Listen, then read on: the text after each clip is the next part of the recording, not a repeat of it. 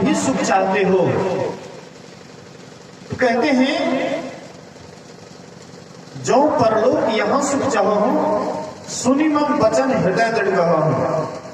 कहते मेरे वचनों को सुनो और हृदय में दृढ़ता के साथ धारण करो। सुलभ सुखद मार्ग या भाई, कहते ये जो मेरा मार्ग है, भक्ति रूपी मार्ग, ये सुलभ है और सुखद है। बोलिए श्री सद्गुरु महाराज की। ये जो मेरी भक्ति है वह सुलभ है और सुखदायी है। हम आप सत्संग में बैठे हुए हैं तो कोई इधर देखते हैं, कोई उधर देखते हैं, कोई उठ करके चलियो देते हैं। हम आपका मन नहीं लगता है सत्संग में तो कुछ और बात भी छेड़ देते हैं। मन आपका हमारा शांत नहीं होने पर इधर उधर मन आपका हमारा जाता है। इसलिए मन को इधर उधर नहीं ले जाकर के ध्यान से सुनिए। जो ध्यान से सत्संग नहीं सुनेंगे, सत्संगी तो बन जाएंगे लेकिन सत्संगी का कोई छाप नहीं पड़ेगा। ऐसे ही आपका हमारा जीवन चला जाएगा।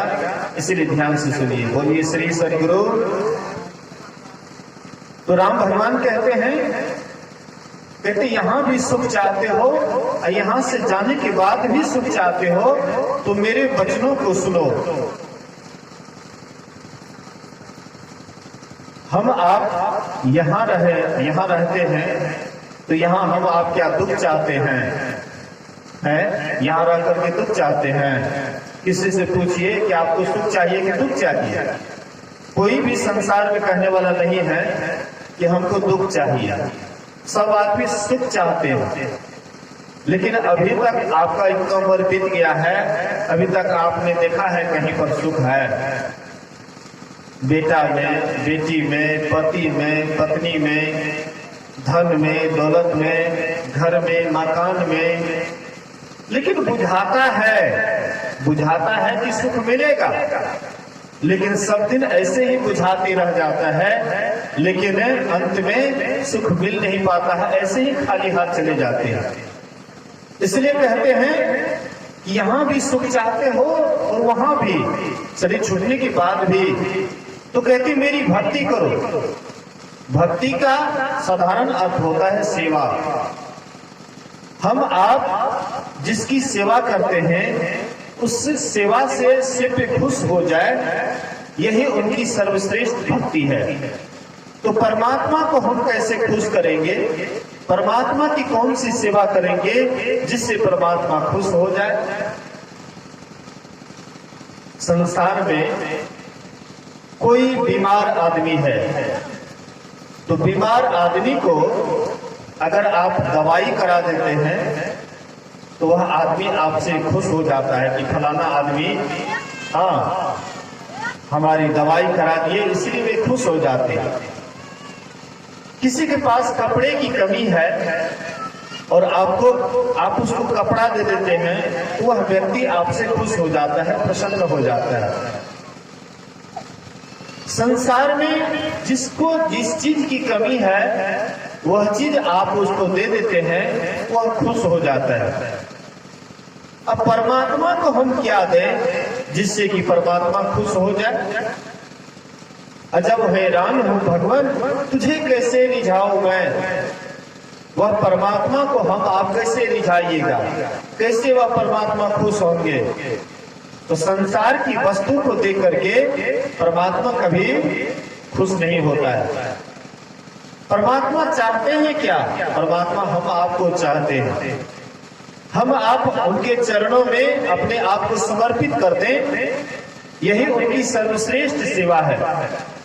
हम उनके चरणों में अर्पित कर दें, तन मन धन परमात्मा के चरणों में अर्पण कर दें, यही उनकी सर्वश्रेष्ठ सेवा है।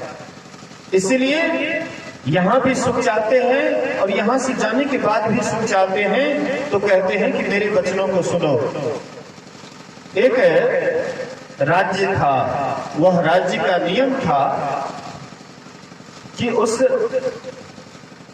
राज्य में राजा चुनते थे और 6 महीने के लिए राजा बनाया जाता था। और 6 महीने के बाद एक नदी था, नदी के उस पार में घनघोर जंगल, जहां पर बहुत हिंसक पशु पक्षी रहते थे। तो 6 महीने राजा बना करके जब 6 महीना पूरा हो जाता था, तो उस नदी में उस पार में नाव के द्वारा वो घनघोर जंगल में छोड़ देते थे। हिंसक जानवर उसको खा पी करके समाप्त कर देते थे। ऐसे बराबर टोला में से, गांव में से, घर में से एक एक आदमी को लेते थे, राजा बनाते थे। होते होते एक महात्मा जी का भी आश्रम था टोला के अंत में। तो सबकी बारी जब पूरी हो जाती है तो महात्मा जी की भी बारी आती है। तो कहते हैं कि महात्मा जी आपको भी राजा बनना पड़ेगा। महात्मा जी कहते हैं हमको राजपाट से क्या मतलब है, हम तो घर द्वार छोड़ करके बाल बच्चा को छोड़ छाड़ करके महात्मा बने हैं, तो हमको राजपाट से क्या मतलब है।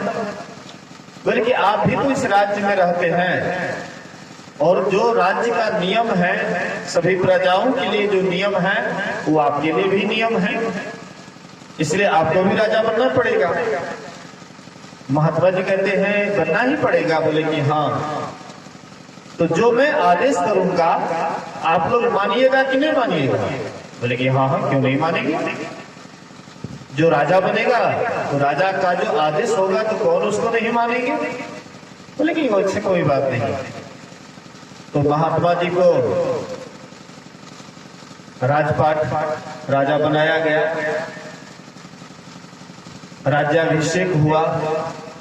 इसके बाद महात्मा जी राजा बने हुए महात्मा जी कहते हैं कि भाई मजदूर इतना लगाओ कि 2-3 महीना के अंदर में इस पार से उस पार एक सुंदर पुल बन करके तैयार हो जाए। लेकिन तेजी से काम होना चाहिए, 2-2.5 महीने के अंदर में वह पुल तैयार हो जाना चाहिए। राजा का हुक्म होता है। बहुत मजदूर लगाए गए, पुला 2-2.5 महीना में लगभग तैयार हो जाता है। जैसे हम आप भी पहले नदी टपने में बड़ी परेशानी होती, कठपुतला था, साइकिल से भी लोग ठीक से जा नहीं पाते थे, मोटरसाइकिल जाने वाला तो और दिक्कत था। पहले जमाने में बड़ा दिक्कत था, लोग बहुत परेशान थे। लेकिन संजोग हुआ, मतलब बढ़िया बढ़िया पुला बन गया। 2 मंजिला मकान जैसे बनाते हैं वैसे खूब ऊंचा करके पुला बन गया। तो वैसे ही खूब सुंदर पुला बन करके तैयार हो जाता है। इसके बाद कहते हैं कि उस पार में इधर जैसे राजभवन बना हुआ है, इसी तरह का राजभवन उस पार में भी 2-2.5 महीना के अंदर में बन जाना चाहिए। तो जैसे यहाँ पर राज दरबार बना हुआ था, मकान बना हुआ था, 2-2.5 महीना के अंदर में उधर भी एकदम मकान बन करके तैयार हो गया, जंगल को काट कूट करके।